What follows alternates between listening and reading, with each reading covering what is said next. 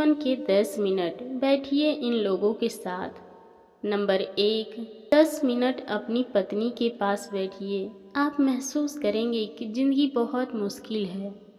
Number 2, 10 minute किसी पियक्कड़ के पास बैठिए। आप महसूस करेंगे कि ज़िंदगी बहुत आसान है। नंबर 3, 10 मिनट साधु संतों के पास बैठिए।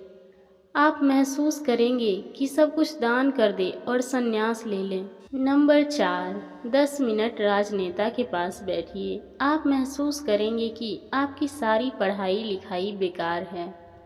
नंबर 5, 10 मिनट जीवन बीमा एजेंट के पास बैठिए। आप महसूस करेंगे कि जीने से अच्छा तो मर जाना है। नंबर 6, 10 मिनट किसी व्यापारी के पास बैठिए। आप महसूस करेंगे कि आपकी कमाई तो कुछ भी नहीं है। नंबर 7, 10 मिनट वैज्ञानिक के पास बैठिए। आप महसूस करेंगे कि आप में दुष्टता आपके अज्ञान के कारण है। नंबर 8, 10 मिनट किसी अध्यापक के पास बैठिए। आप महसूस करेंगे कि फिर से विद्यार्थी बन जाना चाहिए। नंबर 9, 10 मिनट किसी किसान या मजदूर के पास बैठिए। आप महसूस करेंगे कि आप कठिन परिश्रम नहीं करते।